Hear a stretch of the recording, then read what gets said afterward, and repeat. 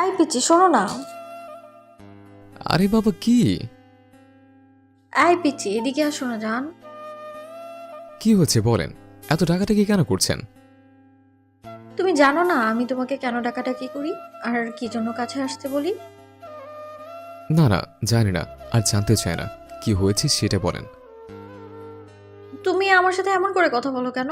জানো না পিচ্ছি আমি তোমার ইগনোরটা সহ্য করতে পারি না। আরে বাবা, আমি আবার আপনাকে কখন ইগনোর করলাম? আর আপনি না বলেন আমি একটা পিচ্ছে, তাহলে পিচ্ছেরা কখন কাউকে ইগনোর করতে পারে? করো তো, সব সময় আমাকে ইগনোর করো। জান আমি তো তোমাকে ভালোবাসি বলে বারবার কাছে আসি, আর তুমি আমাকে ততবার দূরে সরিয়ে দাও। আমাকে একটু ভালোবাসা দাও না পিচ্ছিটা। কেন ভালোবাসবো আপনাকে? আমি তো বলেছি আপনাকে কখনোই ভালোবাসবো না। কেন বাসবে না? আমি কি দেখতে খারাপ নাকি? নাকি আমার মধ্যে কোনো কিছুর কমতি আছে যার জন্য আমাকে একটুও ভালোবাসতে পারবে না? কি এমন নেই আমার মধ্যে, বলো? আপনি দেখতেও খারাপ না, আর আপনার মধ্যে কোনো কিছুর কমতিও নেই। উল্টো আমি আপনার যোগ্য না। দেখেন আপু, আমি আপনার থেকে অনেক ছোট, 3 বছরের জুনিয়র, তাই আপনি যেটা চান সেটা কখনোই সম্ভব না। আমি চাইলেই তুমি আমার যোগ্য। আর আপু বলছো কেন?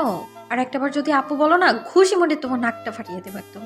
আর সিনিয়র জুনিয়রদের কখনো রিলেশন হয় না নাকি? যেখানে আজকালকার জুনিয়র ছেলেগুলো সিনিয়র আপুদেরকেই পছন্দ করে, তাহলে তুমি আমায় কেন পছন্দ করো না? আর আমি যেটা চাই সেটা কেন সম্ভব না? কি এমন হয়েছে যার জন্য সম্ভব না বলো তুমি পিচ্চিটা? আপনি তো জানেন আপনার সাথে আপুর ফ্রেন্ডশিপ কতদিনের। তার উপর আপনি আমার থেকে 3 বছরের সিনিয়র। তাহলে আপনার সাথে আমার রিলেশন হওয়াটা কি করে সম্ভব বলেন? আপনি কেন বুঝতে পারছেন না? এই রিলেশন কখনই হবে না। তারপরও পাগলামি কেন করেন? কেন? মানুষ কি আপুর বান্ধবীকে বিয়ে করে না? নাকি এরকমটা কখনো হচ্ছে না? আর সিনিয়র জুনিয়রদের রিলেশন এখন একটা স্বাভাবিক বিষয় হয়ে দাঁড়িয়েছে। আমি তো তোমার বোনের বান্ধবী, আপন বোন তো আর নই। তাহলে আমাকে বিয়ে করতে পারবে না কেন? আমার ভালোবাসাটা কি তোমার পাগলামি মনে হয়? হ্যাঁ আমি পাগলামি করি তো, কারণ আমি তো তোমার পিচ্চিটাকে ভালোবাসি। কেন ভালোবাসেন? আমি তো সেটাই বুঝতে পারছি না। আপনাকে আমি বারবার দূরে সরিয়ে দিতে চাই, আপনি ততবারই আমার কাছে আসেন, বারবার এসব কথা বলতে থাকেন। আপনি বলছেন না এই সম্পর্কটা কখনই হবে না? শিফার কথায় রুহি ওর অনেকটা কাছে চলে আসে, তারপর ওর মুখের দুই পাশে হাত দিয়ে অসহায় কণ্ঠে বলে, বাবু কেন হবে না? কি হয়েছে আমাকে বলো। কি সমস্যা তোমার আমাকে ভালোবাসতে? তোমার আপু বারণ করেছে আমাকে ভালোবাসতে? আমার থেকে দূরে থাকতে বলেছে? নাকি তোমার অন্য কাউকে পছন্দ আছে? তুমি অন্য কাউকে ভালোবাসো? একটাবার বলো না। না, অন্য কাউকে পছন্দ নেই আমার। আর আবুও কিছু বলেনি। আমি নিজে চাই না রিলেশনটা হোক, কারণ এই সম্পর্কটা কখনোই সামনের দিকে এগোবে না। উল্টো আপুর আর আপনার সম্পর্কটা নষ্ট হয়ে যাবে, আর আমি সেটা চাই না। আমার জন্য আপনাদের সম্পর্কে ফাটল ধরলে তাতে আপু অনেক বেশি কষ্ট পাবে। তোমার আপু কষ্ট পাবে আর তাতে তোমার খারাপ লাগবে, আর আমি কষ্ট পেলে তাতে তোমার কিছুই হবে না, তাই না? তুমি কি আমাকে একটুও ভালোবাসো না? একটু আমার কথা মনে পড়বে না তোমার? রুহির কথাতে শিফা মাথা নিচু করে নিল। রুহি জানে শিফা ওকে একটু হলেও ভালোবাসে, কারণ আজকে 6টা মাস যাবৎ রুহি শিফাকে নিজের ভালোবাসাটা বোঝানোর চেষ্টা করেছে, কিন্তু শিফা যেন কিছুতেই বুঝতে চাইছে না, বারবার ওকে দূরে সরিয়ে দিচ্ছে। রুহি জানার চেষ্টা করেছে শিফা কেন ওর থেকে দূরে সরে থাকতে চায়। এই বিষয়টা শিফার আপু এখনো জানে না, আর শিফাও চায় না এসব জানাজানি হোক, কারণ ওর বাসায় জানতে পারলে অনেক ঝামেলা হয়ে যাবে, আর রুহির সাথে শিফার আপুর সম্পর্কটা নষ্ট হয়ে যাবে। তাছাড়া ওদের সম্পর্কটা কখনো সম্ভব না, কারণ এই সম্পর্কে কোনো ভবিষ্যৎ নেই। হয়তো দুজনেই বড়লোক পরিবারের সন্তান, কিন্তু প্রশ্নটা যেখানে সিনিয়র জুনিয়রের, সেখানে ওদের সম্পর্কটা কখনোই হবে না। সবটা ভেবেই শিফা রুহির থেকে দূরে সরে যাওয়ার চেষ্টা করে। তাছাড়া আরও বড় কারণ আছে শিফার কোনো সম্পর্ক না জানানোর পিছনে। স্কুল লাইফে শিফার সিনিয়র একটা মেয়ের সাথে রিলেশন ছিল, আর মেয়েটা বলতো ওকে অনেক ভালোবাসে। তারপর কয়েকটা দিন পর শিফা জানতে পারে মেয়েটা অন্য একটা ছেলের হাত ধরে পালিয়ে গিয়েছে। যার জন্য শিফা আর কাউকে বিশ্বাস করে না। কারণ ওই মেয়েটার প্রতি শিফা অনেক দুর্বল ছিল, তাই অনেক বেশি কষ্ট পেয়েছিল। ও চায় না দ্বিতীয়বার কারো উপর দুর্বল হতে বা কারোর সাথে সম্পর্কে জড়াতে। শিফা জানে ওদের পরিবার কখনোই ওদের সম্পর্কটা মেনে নিবে না, তাই শিফা ওকে ভালোবাসার মতো ভুলটাও করতে চায় না। কিন্তু রুহি প্রচন্ড পরিমাণে পাগলি একটা মেয়ে, তাই বারবার ওর সামনে আসে, ভালোবাসি কথাটা বলতে থাকে। তো শিফা কথা বলছে না দেখে রুহি শিফার কপালে একটা কিস করে, তারপর ওকে বুকের সাথে খুব শক্ত করে চেপে ধরলো আর বলতে লাগলো, অনেক বেশি ভালোবাসি পিচি তোমাকে, সেজন্যই তো বারবার এরকম অবহেলা করো, তাই না? জীবনে কখনো কাউকে ভালোবাসিনি, কিন্তু সেদিন যখন প্রথম তোমার সাথে দেখা হয়েছিল আর ধাক্কা লেগে যখন তোমার উপর পড়ে গিয়েছিলাম, তোমার ঠোঁটের স্পর্শটা আমার ঠোঁটে লেগেছিল, সেদিনই প্রথমবার কারো স্পর্শ পেয়ে আমার মধ্যে না একটা অজানা শিহরণ বয়ে গিয়েছিল। ভেবেছিলাম তুমি আমার মনের মানুষ, তারপর যখন জানতে পারলাম তুমি আমার বান্ধবীর ছোট ভাই, তখন তোমার থেকে দূরে সরে যাওয়ার অনেক চেষ্টা করেছিলাম। আর তুমিও তো সবটা জানার পরে আমাকে ইগনোর করতে, কিন্তু ওই ইগনোর থেকে কখন যে ভালোবাসার সৃষ্টি হয়ে গেল আমি বুঝতেই পারিনি। একটা সময় তোমাকে অনেক ভালোবেসে ফেলি আমি, তাই বোঝানোর চেষ্টা করি, আর তুমি আমার থেকে কেমন দূরে দূরে চলে যাচ্ছিলে, তাই উপায় না পেয়ে মনের কথাটা বলেই দিয়েছিলাম। তারপরেও তুমি আমাকে ফিরিয়ে দিলে। আমি বুঝতে পারছি না আমার মধ্যে কি এমন কমতি আছে যার জন্য তুমি আমায় ভালোবাসতে পারবে না। কারণ আমি আপনার থেকে জুনিয়র, আর সিনিয়র একটা মেয়ে জুনিয়র একটা ছেলের সাথে রিলেশনে যাওয়াটা স্বাভাবিক, কিন্তু তাকে বিয়ে করাটা সম্ভব নয়। এটা পরিবার সমাজ কেউ মেনে নেবে না। তখন আমাদের পালিয়ে যাওয়া ছাড়া আর উপায় থাকবে না। না আপনি পারবেন আমাকে ছাড়া থাকতে, না আমি পারবো আপনাকে ছাড়া থাকতে। এখনও তো আপনাকে ভালোবাসে না, কিন্তু যখন বাসবো তখন ইমোশন আর আবেগটাই বেশি কাজ করবে। তারপর পালিয়ে গিয়ে বিয়ে করলে পরিবার আমাদের আরো মেনে নেবে না। তাই আমি চাই না এরকম কোনো কিছু হোক। আর আপনি যদি আমাকে বেশি ডিস্টার্ব করেন তাহলে আমাকে এখান থেকে চলে যেতে হবে। না না, তুমি এমন কথা বলো না, আমি তোমাকে ছেড়ে দূরে থাকতে পারবো না কখনো। প্লিজ এমনটা বলো না, আমি অনেক বেশি কষ্ট পাবো তোমাকে ছেড়ে দূরে থাকা, আমার খুব বেশি খারাপ লাগবে। তোমার থেকে দূরে হয়তো থাকতে পারবো, কিন্তু তোমাকে না দেখে থাকতে পারবো না। প্লিজ পাগলামি করো না, আমি বুঝতে পেরেছি তোমার ভালোবাসাটা হয়তো আমার কপালে নেই। এখন থেকে আমি তোমাকে ডিস্টার্ব করবো না, আর তোমার কাছেও আসবো না কখনো। নিজের মনকে বোঝান আর সবটা ঠিক হয়ে যাবে। শিফার কথাতে রুহি ওকে ছেড়ে দিয়ে কিছুটা দূরে গেল।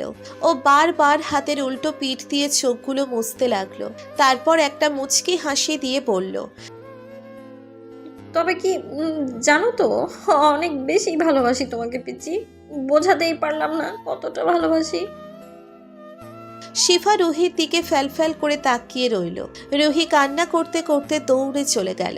ওরা দুজনে আজকে শিফার একটা ফ্রেন্ডের বাসায় পার্টিতে এসেছিল, আর শিফার ফ্রেন্ড জানতো রুহি ওকে ভালোবাসে, তাই ওদের একান্তে কথা বলার জন্য শিফাকে ছাদে নিয়ে আসছিল। শিফা আসতেই রুহি ওকে জড়িয়ে ধরে শিফা ওকে ছাড়িয়ে নেয়। তারপর ওদের মাঝে কি কথা হলো সেটা তো আপনারা জানেন। সেদিন সারা রাত রুহি আর ঘুমোতে পারেনি, শুধু কান্না করেছে। এভাবে কয়েকটা দিন কেটে যায়। ওই দিনের পর থেকে রুহি আর শিফার সামনে আসছিল না, আর ওকে ডিস্টার্বও করছিল না। রুহি শিফার থেকে 3 বছরের সিনিয়র হওয়ার সত্ত্বেও সবসময় পাগলামি করত, ওকে ভালোবাসি কথাটা বলতো। যেমন ছেলেরা সব সময় মেয়েদের পিছনে পড়ে থাকে, তেমনি রুহি শিফার পিছনে পড়েছিল। এভাবে প্রায় 15টা দিন কেটে যায়। এর মাঝে রুহি আর শিফার আপুর সাথেও দেখা করছিল না। শিফা খেয়াল করেছে রুহি আর কলেজেও আসছিল না। রুহি সবার সাথে যোগাযোগ বন্ধ করে দিয়েছে। তাই শিফার আপু যখন এই বিষয়টা নিয়ে কথা বলে তখন শিফার বেশ খারাপ লাগছিল। শিফা জানে সবটা ওর জন্যই হয়েছে, কিন্তু ওর আপুকে বলতেও পারছিল না। তো 10 দিনের মাথায় শিফার আপু রুহির বাসায় যায় ওর সাথে দেখা করতে। গিয়ে দেখে রুহি এক প্রকার নিজেকে ঘর বন্দি করে ফেলেছে। এখন কারোর সাথে কথা বলে না, খাওয়া দাওয়া করে না, সব সময় শুয়ে থাকে আর কান্নাকাটি করে। শিফার আপু অনেক চেষ্টা করলো রুহির এমন কষ্ট পাওয়ার কারণ, তারপরও জানতে পারল না। সেদিন বাসায় এসে আপু কথাগুলো বললে শিফার আরো বেশি খারাপ লাগলো। ও নিজেকে দোষারোপ করতে লাগলো, তারপরও কি করবে ভেবে পাচ্ছিল না।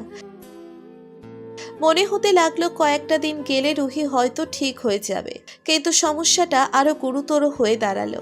5-6টা দিন যেতেই হঠাৎ একদিন সিফার আপুর কাছে রুহির বাসা থেকে কল আসলো।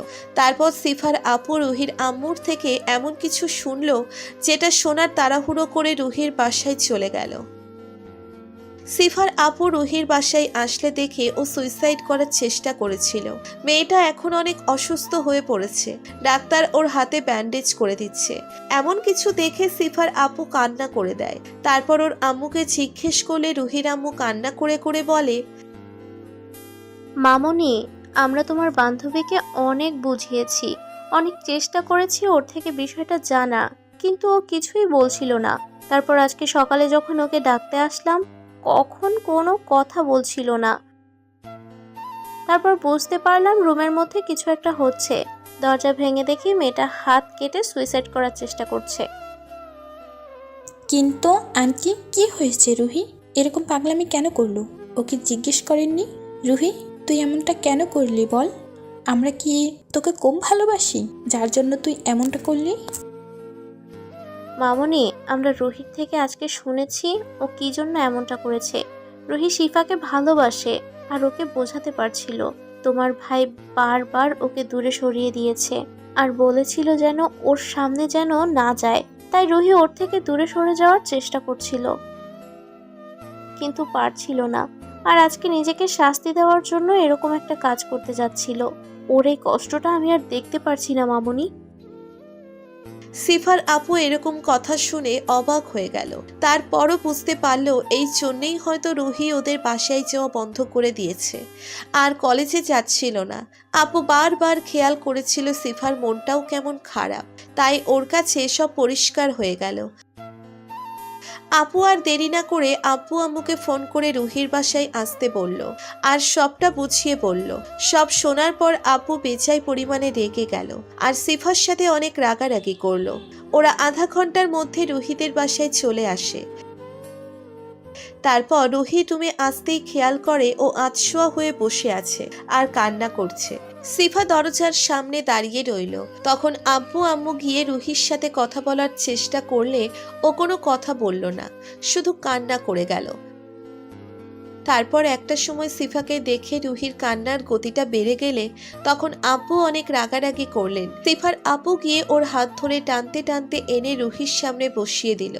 সিফা মাথা নিচু করে রইল আর রুহি বলতে লাগলো, তোমার সামনে যেতে চাইনি তো, তাই তো চলে যেতে চেয়েছিলাম, কিন্তু দেখো আব্বু আম্মু জোর করে আমায় বাঁচিয়ে দিল। বিশ্বাস করো, এরপর না ঠিকই মরে যাব, সত্যি অনেক দূরে চলে যাব তোমার থেকে, যেখান থেকে তুমি আর চাইলেও কখনো আমাকে ফিরিয়ে আনতে পারবে না। রুহির কথাতে সিফার চোখ দিয়ে টপ টপ করে পানি পড়তে লাগলো। তারপরও ও কোনো কথা বলল না।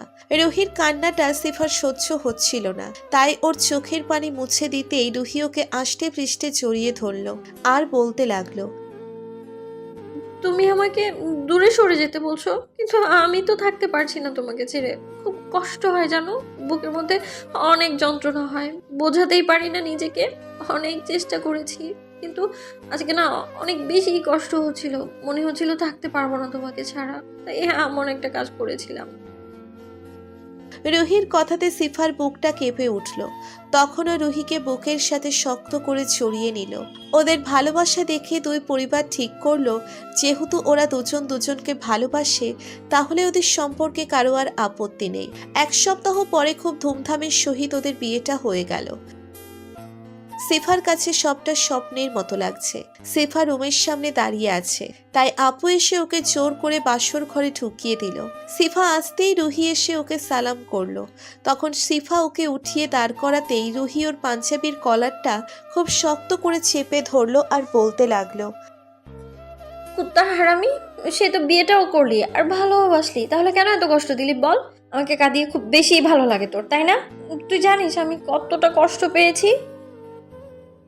এটা কেমন ব্যবহার? স্বামীর সাথে কেউ এইভাবে কথা বলে? এত রাগারাগি কেন করছো বউ? রাগ করলে শরীর খারাপ করবে।